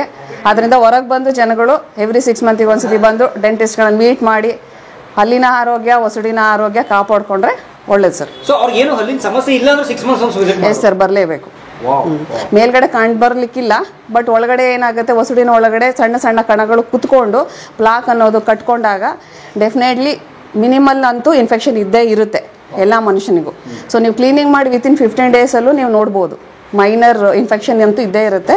ಸೊ ಎವ್ರಿ 6 months ಒಂದ್ಸತಿ ಬಂದರೆ ಬ್ಯಾಕ್ಟೀರಿಯಲ್ ಲೋಡು ಒಂದು ಲೆವೆಲಿಗೆ ಕಮ್ಮಿ ಆದಾಗ ಮತ್ತೆ ಅಗೇನ್ 6 months ಒಂದ್ಸತಿ ಬರ್ತಾರೆ ಪೇಷಂಟು. ಸೊ ಮೇಂಟೈನ್ ಆಗುತ್ತೆ health, and life span of the tooth also will be maintain. Yes. Sir, ನೀವು ಮೇಡಮ್ ಹೇಳ್ತಿದಾರಲ್ಲ ಪ್ರತಿ 6 ತಿಂಗಳಿಗೊಮ್ಮೆ ಬನ್ನಿ ಅಂತ, ನಮ್ಮ ಶ್ವೇತಾ ಮೇಡಮ್ ಹೇಳ್ತಿದಾರಲ್ಲ, ಬಹುಶಃ ನಿಮ್ಮಲ್ಲಿ ಇನ್ಶೂರೆನ್ಸ್ ಏನಾದ್ರು ತಗೋತೀರಾ ಅಥವಾ ಏನಾದ್ರು ಆ ಥರದ ಕಾನ್ಸೆಪ್ಟ್ ಏನಾದ್ರು ಇದೆಯಾ ನಿಮ್ಮಲ್ಲಿ? ಅಂದ್ರೆ ಪ್ರತಿ 6 ತಿಂಗಳಿಗೊಮ್ಮೆ ನಾನು ನಿಮ್ಮ ಹತ್ರ ಬರ್ತೀನಪ್ಪ, ಅದಕ್ಕೇನು ಪ್ಲಾನ್ ನಿಮ್ಮಲ್ಲಿ? ಸರ್ ಏನಂದ್ರೆ ಡೆಂಟಲ್ ಅಲ್ಲಿ ಇನ್ಶೂರೆನ್ಸ್ ಕವರ್ ಆಗಲ್ಲ. ಪ್ರತಿ ಪೇಷಂಟ್ ಬಂದವ್ರು ನಮ್ಗೆ ಅದನ್ನೇ ಕೇಳ್ತಾರೆ, ಇನ್ಶೂರೆನ್ಸ್ ಕವರ್ ಆಗುತ್ತೆ. ಬೇರೆ ಆಸ್ಪತ್ರೆಗಳಲ್ಲಿ ಬೇರೆ ಟ್ರೀಟ್ಮೆಂಟ್ ತೊಗೊಂಡಾಗ, ಬೇರೆ ಏನಾದ್ರು ನಿಮ್ಗೆ ರೋಗ ಇದ್ದಾಗ ನಾರ್ಮಲಿ ಇನ್ಶೂರೆನ್ಸ್ ಕ್ಲೇಮ್ ಆಗುತ್ತೆ. ಇವನ್ ಆರ್ಟ್ಗೂ ನಿಮ್ಗೆ ಕ್ಲೇಮ್ ಆಗುತ್ತೆ, ಬ್ರೈನಿಗೆ ಕ್ಲೇಮ್ ಆಗುತ್ತೆ. ಆದರೆ ಡೆಂಟಲ್ಗೆ ಯಾವ ಇನ್ಶೂರೆನ್ಸ್ ಕವರ್ ಆಗಲ್ಲ. ಕವರ್ ಆದ್ರೂ ಕೆಲವೊಂದು ಸಿಲೆಕ್ಟೆಡ್ ಪ್ರೀಮಿಯಂ ಇನ್ಶೂರೆನ್ಸ್ ಅಂತಿದೆ, ಐ ವ್ಯಾಲ್ಯೂ ಅಂತ, ತುಂಬ ಐ ಪ್ರೀಮಿಯಂ ಕಟ್ಟಿದಾಗ ಕೆಲವೊಂದು ಲಿಮಿಟೆಡ್ ಕವರೇಜ್ ಕೊಡ್ತಾರೆ, ಮೇ ಬಿ ಒಂದು 10,000 ಅಥವಾ ಕೆಲವೊಂದು ಟ್ರೀಟ್ಮೆಂಟಿಗೆ ಮಾತ್ರ ಕೊಡ್ತಾರೆ. ಸೊ ಹಿಂಗಾಗಿ ಏನಾಗುತ್ತೆ ಅಂದರೆ the most common health related issue ಅಂದರೆ ಇಂಡಿಯಾದಲ್ಲಿ dental related, teeth related. Okay, ಬೇರೆ ಎಲ್ಲ ಸಮಸ್ಯೆಗಳಿಗಿಂತಲೂ ಹಲ್ಲಿನ ಸಮಸ್ಯೆಗಳು ಸಹಜವಾಗಿ ಬಂದ್ಬಿಡುತ್ತೆ. ಹೈಯೆಸ್ಟ್ ಪ್ರತಿಯೊಬ್ಬರಲ್ಲೂ ಕಾಣ್ತೀವಿ, ಆಲ್ಮೋಸ್ಟ್ 80-90% ಅಂತ ಕರಿಬಹುದು. ಪ್ರಾಬ್ಲಮ್ ಚಿಕ್ಕದಾಗಿದ್ದಾಗ ನೀವು ಸಾಲ್ವ್ ಮಾಡ್ಕೊಂಡ್ರೆ dental treatments are not expensive. ಅಷ್ಟೊಂದು ಏನು ನಿಮಗೆ ಕಾಸ್ಟ್ಲಿ ಅನ್ಸಲ್ಲ. ನೀವು ಫುಲ್ ಡ್ಯಾಮೇಜ್ ಆದ್ಮೇಲೆ ಬಂದ್ರೆ ಅಂದ್ರೆ ನಾವು ಅದನ್ನ ರೂಟ್ ಕೆನಲ್ ಮಾಡ್ಬೇಕಾಗ್ಬೋದು, ಕ್ಯಾಪ್ ಹಾಕ್ಬೇಕಾಗ್ಬೋದು, ಅಥವಾ ಗಮ್ ಡಿಸೀಸ್ ಇದ್ರೆ ಆ ಟ್ರೀಟ್ಮೆಂಟ್ ಮಾಡ್ತೀವಿ, ಇಲ್ಲ ಅಂದ್ರೆ ಇಂಪ್ಲಾಂಟ್ ಹಾಕ್ಬೇಕಾಗುತ್ತೆ. ಅವೆಲ್ಲ ತುಂಬಾ ಎಕ್ಸ್ಪೆನ್ಸಿವ್. ಅದಕ್ಕೆ ನಾವು ಹೇಳ್ತೀವಿ ಆದಷ್ಟು ಪ್ರತಿ 6 months ಒಂದ್ಸಲ ನೀವು ಚೆಕಪ್ ಮಾಡಿಸ್ತಾ ಇದ್ದು ನೀವು ಸರಿಯಾದ ಟ್ರೀಟ್ಮೆಂಟ್ ತೊಗೊಂಡ್ರಿ ಅಂದರೆ ನಿಮ್ಗೆ ಯಾವುದೂ ಮೇಜರ್ ಡೆಂಟಲ್ ಪ್ರಾಬ್ಲಮ್ಸ್ ಬರಲ್ಲ. ಬಟ್ ಇನ್ಶೂರೆನ್ಸ್ ಇಲ್ಲ ಅಂತಾರಲ್ಲ, ಹೆಂಗೆ ಮಾಡಿಸೋದು? ಸೊ ಏನಾಗುತ್ತೆ ಅಂದರೆ ನಮಗೆ ಅದಕ್ಕೆ ಏನು ಮಾಡಿದ್ವಿ ಅಂದರೆ ಒಂದು 10 years ಬ್ಯಾಕ್ ನಮ್ಮ KDC ಇಂದ ಇನ್ಶೂರೆನ್ಸ್ ಅವಾಗಲೂ ಇರಲಿಲ್ಲ. ಅವಾಗ ಏನು ಡಿಸೈಡ್ ಮಾಡಿದ್ವಿ, ನಮ್ಮದೇ ಒಂದು ಸ್ಮೈಲ್ ಕಾರ್ಡ್ ಅಂತ ಇಂಟ್ರೊಡ್ಯೂಸ್ ಮಾಡಿದ್ವಿ. ಸ್ಮೈಲ್ ಕಾರ್ಡ್ ಅಂತ.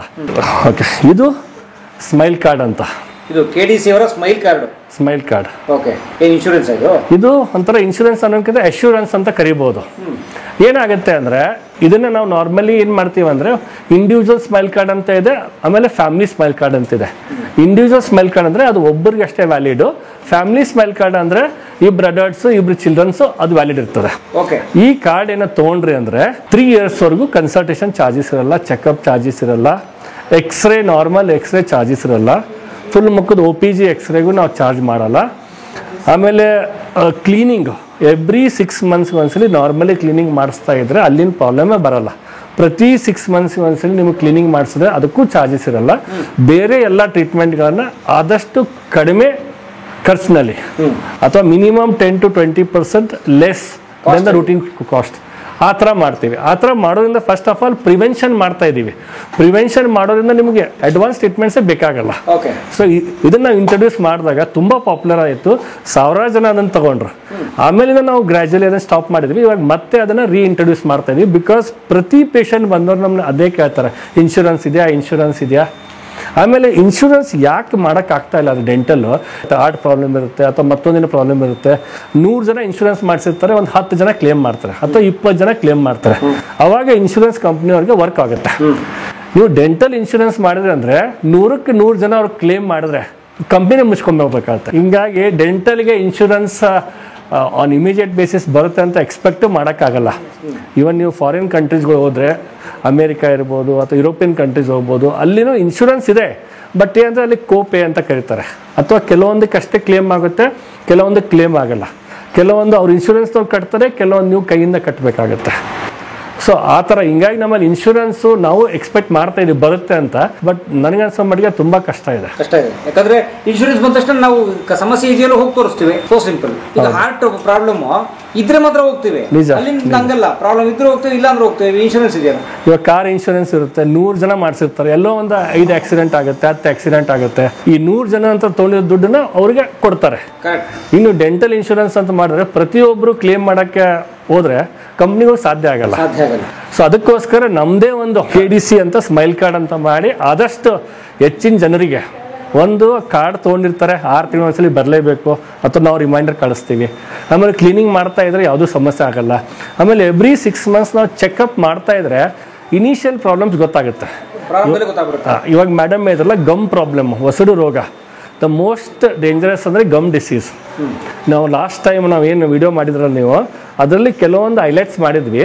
ಅದರಿಂದ ನಿಮಗೆ ತುಂಬಾ ಥ್ಯಾಂಕ್ಸ್. ಆ್ಯಕ್ಚುಲಿ ಹೇಳ್ಬೇಕಂದ್ರೆ ಅದರಿಂದ ಇಷ್ಟು ಅವೇರ್ನೆಸ್ ಆಯಿತು ಅಂದರೆ ನಮ್ಮಲ್ಲಿ ಎಷ್ಟೋ ಪೇಷಂಟ್ ಬಂದುಬಿಟ್ಟು ಸರ್ ಗಮ್ ಪ್ರಾಬ್ಲಮ್ ಇದೆಯಾ ನೋಡಿ. ಇವಾಗಲೇ ಜಸ್ಟ್ ಒಂದು ಅರ್ಧ ಗಂಟೆ ಮುಂಚೆ ಕೆಳಗಡೆ ಹೋಗಿ ಜಸ್ಟ್ ಒಂದು 28 ವರ್ಷ ಆ ಹುಡುಗನ ವಯಸ್ಸು, ಯಂಗ್ಸ್ಟರು ಎಲ್ಲ ಅಲ್ಲಿ ಹೋಗಿದೆ. ಇಂಪ್ಲಾಂಟ್ ಹಾಕಿ ಬಂದೆ, ಬರೀ 28 ವರ್ಷ. 28 ವರ್ಷ. ಅದಕ್ಕೆ ಮೇನ್ ಕಾರಣ ಅಂದರೆ ಗಮ್ ಡಿಸೀಸ್. ಎಷ್ಟೋ ಜನಕ್ಕೆ 20 ವರ್ಷದವರೆಗೂ ಹಾಕಿದ್ದೀವಿ, 20 ವರ್ಷ ಕೆಳಪಟ್ಟವರೆಗೂ ಹಾಕಿದ್ದೀವಿ. ಓಕೆ, ಅದಕ್ಕೆ ಅಗ್ರೆಸಿವ್ ಪೆರಿಡಾಂಟೈಟಿಸ್ ಅಂತ ಕರಿತೀವಿ, ವಸಡು ರೋಗ. ಸೊ ಅದರಿಂದ ಹಲ್ಗಳು ಹೋಗುತ್ತೆ. ಅವಾಗ ಏನಾಗುತ್ತೆ ಅಂದರೆ ಆ ಜಾಗದಲ್ಲಿ ನಾವು ಹೊಸ ಹಲ್ಲು ಕಟ್ಟಬೇಕಾಗುತ್ತೆ, ಇಂಪ್ಲಾಂಟ್ ಅಂತ ಹಾಕಿ ಸ್ಕ್ರೂ ಹಾಕಿ ಕಟ್ಟಬೇಕಾಗುತ್ತೆ. ಇವನ್ನೆಲ್ಲನೂ ನಾವು ಗಮ್ ಡಿಸೀಸನ್ನು ಸ್ಟಾರ್ಟಿಂಗಿಂದನೇ, ಯಂಗ್ ಏಜಿಂದನೇ, ಫಸ್ಟ್ ಇಯರ್ ನಿಮಗೆ 1 ವರ್ಷ ಮಗುವಿಂದ ನೀವು ಅಕಸ್ಮಾತ್ ಪ್ರಾಪರಾಗಿ ಚೆಕಪ್ ಮಾಡಿಸ್ತಾ ಇದ್ರೆ, ಟ್ರೀಟ್ಮೆಂಟ್ ತೊಗೊತಾ ಇದ್ರೆ ಈ ಸಮಸ್ಯೆಗಳು ಬರಲ್ಲ. ಕರೆಕ್ಟ್. ಎಷ್ಟೀಗ ಸ್ಮೈಲ್ ಕಾರ್ಡ್ಗೆ ಎಷ್ಟು ಚಾರ್ಜಸ್ ಗೊತ್ತಾಗಿದೆ? ಸ್ಮೈಲ್ ಕಾರ್ಡ್ಗೆ, ಇಂಡಿವಿಜುವಲ್ ಸ್ಮೈಲ್ ಕಾರ್ಡ್ಗೆ ನಾವು 2,000 ರೂಪಾಯಿ ಚಾರ್ಜ್ ಮಾಡ್ತಾ ಇದ್ದೀವಿ. ಅದರಲ್ಲಿ ನಿಮಗೆ 3 ವರ್ಷ ಅಂದರೆ 6 ಸಲ ಕ್ಲೀನಿಂಗ್ ಮಾಡಿದ್ರು ಚಾರ್ಜಸ್ ಇರಲ್ಲ. ಆಲ್ಮೋಸ್ಟ್ ನಿಮಗೆ ಬೇಸಿಕ್ ಟ್ರೀಟ್ಮೆಂಟ್ಗೆ ಏನು ಚಾರ್ಜಸ್ ಇರಲ್ಲ. ಬೇರೆ ಅಡ್ವಾನ್ಸ್ ಟ್ರೀಟ್ಮೆಂಟ್ಗೆಲ್ಲ ನಾವು ಒಂದು 10-20% ಕಮ್ಮಿಗಳಲ್ಲಿ ಮಾಡ್ತಾ ಇದ್ದೀವಿ. ಆಮೇಲೆ ಮೇನ್ ಅಂದರೆ ನಾವು ಫಾಲೋ ಅಪ್ ಮಾಡ್ತಾ ಇರ್ತೀವಿ. ಅದೇ ನೀವು ಫ್ಯಾಮಿಲಿ ಸ್ಮೈಲ್ ಕಾರ್ಡ್ ಅಂತ ಲೆಕ್ಕಂತಂದ್ರೆ 4,000 ರೂಪಾಯಿ ಚಾರ್ಜ್ ಮಾಡ್ತಾ ಇದ್ದೀವಿ. 4 ಜನಕ್ಕೆ 4 ಜನಕ್ಕೆ ಕವರ್ ಆಗುತ್ತೆ. ಮಕ್ಕಳು ನಮ್ಗೊಂದು ಕಾರ್ಡ್ ಕೊಡಿ, ನಾನಾಯ್ತು ಇವತ್ತೇ ತಗೊಂಡು. ಸಕ್ಕತ್ತಾಗಿದೆ ಸ್ಮೈಲ್ ಕಾರ್ಡ್ ನೋಡಿ, ಎಷ್ಟು ಚೆನ್ನಾಗಿದೆ. 4,000 ರೂಪಾಯಿ ಕೊಟ್ಟರೆ ಒಂದು ಗಂಡ ಹೆಂಡತಿ ಇಬ್ಬರಿಗೆ ಮಕ್ಕಳಿಗಾಗುತ್ತೆ. ಇನ್ನೊಂದು 2,000 ಕೊಡಿ, ಅಪ್ಪ ಅಮ್ಮನಿಗೂ ಆಗುತ್ತೆ. ಸೊ ಎಲ್ಲ ಮಾಡ್ಕೊಂಡು ಇಡೀ ಫ್ಯಾಮಿಲಿ ವರ್ಷಕ್ಕೆ 2 ಸಲ ಬಂದು ಡಾಕ್ಟರ್ ಮೀಟ್ ಮಾಡ್ಕೊಂಡು ಖುಷಿಯಾಗಿ ಹೋಗ್ತಾ ಇರ್ಬೋದಲ್ಲ. ಇಲ್ಲಿ ಬಂದು ಡಾಕ್ಟರ್ ಫ್ರೀಯಾಗಿ ಕಾಫಿ ಬರ ಕೊಡು, ಊಟನೂ ಮಾಡ್ತೀವಿ. ಬಂದವರಿಗೆಲ್ಲ ಊಟನೂ ಇದೆ ನಮ್ಮಲ್ಲಿ. Super super, such A great doctor ಅವರು ಆ ಥರ. ಸೊ ಇದು ಭಾಳ ಅನುಕೂಲ ನೋಡಿ ಇದು. ಯಾಕಂದ್ರೆ ನೀವು ಹೇಳ್ದಂಗೆ ಪ್ರಾರಂಭದಲ್ಲಿ ಬರೋಕ್ಕೆ ಶುರು ಮಾಡಿದ್ರೆ ನೀವು ನೋಡಿ ಪ್ರಾಬ್ಲಮ್ ಬರೋಕ್ಕೆ ಮುಂಚೆ ಚೆಕ್ ಮಾಡಿಬಿಟ್ರೆ ಸಣ್ಣದಿದ್ರೆ ಅಲ್ಲೇ ಸಾಲ್ವ್ ಆಗ್ಬಿಡುತ್ತೆ ಅದು. ಹಾಗಾಗಿ ಆಮೇಲೆ ಏನು ಅಂದರೆ ಡೆಂಟಲ್ ಪ್ರಾಬ್ಲಮ್ಸ್ ದೊಡ್ಡದಾದಾಗ ಸಫರ್ ಆಗೋಕ್ಕಿಂತ ಸ್ಟಾರ್ಟಿಂಗಲ್ಲಿ ಏನೂ ಆಗಲ್ಲ, ಸಿಂಪಲ್ ಆಗಿರ್ತದೆ. ಕ್ಲೀನಿಂಗ್ ಮಾಡಿಸ್ಬೇಕು, ಅದೇ ಮೇಡಮ್ ಹೇಳಿದಾಗ ಮೂಢನಂಬಿಕೆ, ಕ್ಲೀನಿಂಗ್ ಮಾಡಿಸಿ ಅಲ್ಲಿ ಸಡ್ಲ ಆಗುತ್ತೆ ಅಂತಾರೆ. ನಾವು ಪ್ರತಿ ವರ್ಷ ನಾವು ಡಾಕ್ಟರ್ ಆಗಿ ಪ್ರತಿ ವರ್ಷ ಅಟ್ಲೀಸ್ಟ್ ಒಂದ್ಸಲಿ ಕಂಪಲ್ಸರಿ ಕ್ಲೀನಿಂಗ್ ಮಾಡಿಸ್ಕೊತೀವಿ, ಮಾಡಿಸ್ಲೇಬೇಕು. ಅಲ್ಲಿನ ಸಂದುಗಳಲ್ಲಿ ಕೊಳೆ ಕುಂತಿರ್ತದೆ, ನೀವು ಎಷ್ಟೇ ಬ್ರಷ್ ಮಾಡಿದ್ರು ಹೋಗಲ್ಲ. ಅದನ್ನು ನಾವು ಮಷೀನಲ್ಲಿ ತೆಗಿಬೇಕಾಗತ್ತೆ. ಅದನ್ನು ತೆಗಿಲಿಲ್ಲ ಅಂದರೆ ಅದೇ ಡ್ಯಾಮೇಜ್ ಆಗ್ತಾ ಆಗ್ತಾ ವಸಡು ರೋಗ ಸ್ಟಾರ್ಟ್ ಆಗುತ್ತೆ. ಹಲ್ಲು ಮಧ್ಯೆ ಕ್ಯಾವಿಟಿ ಶುರು ಆಗುತ್ತೆ, ನೀವು ಹೇಳ್ದಂಗೆ ಇದು ಹುಳುಕಲ್ಲು. ಆಮೇಲೆ ಗಮ್ ಡಿಸೀಸ್ ಹೆಂಗಿರುತ್ತೆ ಅಂದರೆ ನಿಮ್ಗೆ ಗೊತ್ತೂ ಆಗಲ್ಲ, ಸ್ಲೋಲಿ ಡ್ಯಾಮೇಜ್ ಆಗ್ತಾ ಹೋಗ್ತಾ ಇರುತ್ತೆ. ನಮ್ಮಲ್ಲಿ ಸುಮಾರು ಜನ ಪೇಷಂಟ್ ಮನೆಯಾಗ ಹೇಳ್ತಾರೆ, ನಂದು ಹೋದ ವರ್ಷ ಎಲ್ಲ ಅಲ್ಲಿ ಗಟ್ಟಿ ಇತ್ತು, ಸಡನ್ನಾಗಿ ಲೂಸ್ ಆಯಿತು. ಅದು ಸ್ಲೋ ಡ್ಯಾಮೇಜ್ ಆಗ್ತಾರೆ. ಮೂಳೆ ಕರಗ್ತಾ ಹೋಗಿ ಹೋಗಿ ಹೋಗಿ ಯಾವಾಗ ಮೋರ್ ದೆನ್ 50-60% ಮೂಳೆ ಕರಗುತ್ತೆ ಅಲ್ಲ, ಅವಾಗ ಅಲ್ಲಿ ಲೂಸ್ ಆಗುತ್ತೆ. ಅವಾಗ ಅದ್ರ ರಿಸಲ್ಟ್ ನಮ್ಗೆ ಗೊತ್ತಾಗೋದು, ಯಾಕಂದ್ರೆ ಒಳಗಡೆ ಆಗ್ಬಿಟ್ಟಿದೆ ಅದು ಎಷ್ಟೋ ವರ್ಷಗಳಿಂದ. ನಾವು ಕ್ಲೀನಿಂಗ್ ಮಾಡೋದ್ರಿಂದ ಒಂದು ಗಮ್ ಡಿಸೀಸ್ ಅವಾಯ್ಡ್ ಮಾಡ್ಬೋದು, ಉಳುಕಲ್ಲು ಅವಾಯ್ಡ್ ಮಾಡ್ಬೋದು. These are the 2 major problems. ನಮ್ಮ ಡೆಂಟಲ್ ಬರೋದೇ ಇವೆರಡು ಮೇಜರ್ ಪ್ರಾಬ್ಲಮ್, ಎರಡನ್ನೂ ನಾವು ಪ್ರಿವೆಂಟ್ ಮಾಡ್ಬೋದು. ಸೊ ನಿಮ್ಮಲ್ಲಿ 100 ಪೇಷಂಟ್ ಬಂದರೆ 80% ಇದಕ್ಕೆ ಇರ್ತದೆ, 80% ಅದೇ ಇರ್ತದೆ. ನೋಡಿ ಮೇಜರ್ ಪ್ರಾಬ್ಲಮ್ ಸಾಲ್ವ್ ಮಾಡ್ಬೋದು. ಹೌದು, ಜಸ್ಟ್ ನೀವು 6 ತಿಂಗಳಿಗೆ ಬಂದು ಟ್ರೀಟ್ ಮಾಡಿಸ್ಕೊಳ್ಳೋದ್ರಿಂದ. ಕಾರ್ಡ್ ಮಾಡಿಸ್ಕೊಳ್ದೇನೋ ಆರಾಮ್ ನಿಮ್ಮ ಹತ್ರ ಬಂದು ಮಾಡಿಸ್ಕೊಂಡು ಹೋಗ್ಬೋದು, ಮಾಡಿಸ್ಕೋಬೋದು. ಒಂದ್ಸಲಿ ಕ್ಲೀನಿಂಗ್ ಮಾಡಿದ್ರೆ 1,500 ರೂಪಾಯಿ ಚಾರ್ಜ್ ಮಾಡ್ತೀವಿ ನಾವು. ಓಕೆ, ಅದ್ರ ಬದಲು ಆ ಕಾರ್ಡ್ ತೊಗೊಂಡ್ಬಿಟ್ರೆ ನಿಮಗೆ 3 ವರ್ಷದವರೆಗೂ ವರ್ಕ್ ಆಗುತ್ತೆ. ಸೂಪರ್, ವೆರಿ ನೈಸ್, ತುಂಬ ಒಳ್ಳೇದು. ನೀವು ಇಂಟ್ರೊಡ್ಯೂಸ್ ಮಾಡಿ ಬೇಗ ದಯವಿಟ್ಟು ಅಂತ ನಾನು ಕೇಳ್ಕೊತೀನಿ ಸರ್. Thank you. ಮೇಡಮ್ ಅವರ ಹೊಸಡನ್ನು ನೋಡಿ, ಅವರು ಲೇಸರ್ ಮೂಲಕ ಅದನ್ನು ಪಿಂಕ್ ಕಲರ್ ಮಾಡೋ ಕೆಲಸ ಮಾಡ್ತಾ ಇದ್ದಾರೆ ನಮ್ಮ ಶ್ವೇತಾ ಮೇಡಮು. ಸರ್ ಇದು ನೋಡಿ, ಲೇಸರಿಂದು ಅಡ್ವಾಂಟೇಜ್ ಏನು ಅಂದರೆ ಒಂದು ಸ್ಪಾಟ್ ಬ್ಲೀಡಿಂಗು ಇಲ್ಲ. ಇಲ್ಲ, bloodless painless procedure. No side effect. No side effect sir. Super. And less time consuming also. And ಅವರು ಕಾನ್ಫಿಡೆಂಟ್ ಆಗಿ ಸ್ಮೈಲ್ ಮಾಡ್ಬೋದು. Yes sir. Patient also will be comfortable. So ಇದಕ್ಕೆ ಚಿಕಿತ್ಸೆ ಬರೋರು ಏಜ್ ಗ್ರೂಪ್ ಏನಿರುತ್ತೆ regularly ಜಾಸ್ತಿ majority? Youngsters sir. Depigmentation cosmetic ಬರೋರು commonly youngsters ಇರ್ತಾರೆ. ಹುಡುಗ ಜಾಸ್ತಿನ ಹುಡುಗಿ ಜಾಸ್ತಿನ? ಹುಡುಗಿಯರು ಜಾಸ್ತಿ ಸರ್. ಆ ಕ್ವಶನ್ ಕೇಳಲೇಬಾರ್ದು ಸರ್ ನೀವು. Okay, thank you madam, thank you. Pink colour ಮಾಡಿಸ್ಕೊಂಡು ಎಂಜಾಯ್ ಮಾಡಿ ಒಳ್ಳೆ ಫೋಟೋ ಶೂಟ್ ಮಾಡಿಸಿ ನೀವು. ಓಕೆ. KDC ಡೆಂಟಲ್ ಹಾಸ್ಪಿಟಲ್ಸ್ ಕರ್ನಾಟಕದಲ್ಲಿ ಸುಮಾರು 16 ಆಸ್ಪತ್ರೆಗಳನ್ನು ಹೊಂದಿದೆ ಸ್ನೇಹಿತರೆ. ಈಗ ಈ ಆಸ್ಪತ್ರೆ ದೊಡ್ಡದಾಗ್ತದೆ. ಇದಕ್ಕೆ ಯಾರಾದರೂ ಇನ್ವೆಸ್ಟ್ ಮಾಡುವಂಥವ್ರು, ಹಣಕಾಸು ಹೂಡಿ ಪ್ಯಾಷನೇಟಿವ್ ಆಗಿ ಆರೋಗ್ಯನ ಸುಧಾರಿಸ್ತೀನಿ ಅಂತ ಅನ್ನೋರಿಗೆ ಸ್ವಾಗತ. ಸೊ ನಂಬರ್ ಹಾಕಿರ್ತೇವೆ, ಸರ್ನ ಕಾಂಟ್ಯಾಕ್ಟ್ ಮಾಡಿ ಮುಂದಿನ ವಿಚಾರಗಳನ್ನು ಮಾತಾಡಿ. ಶುಭವಾಗಲಿ.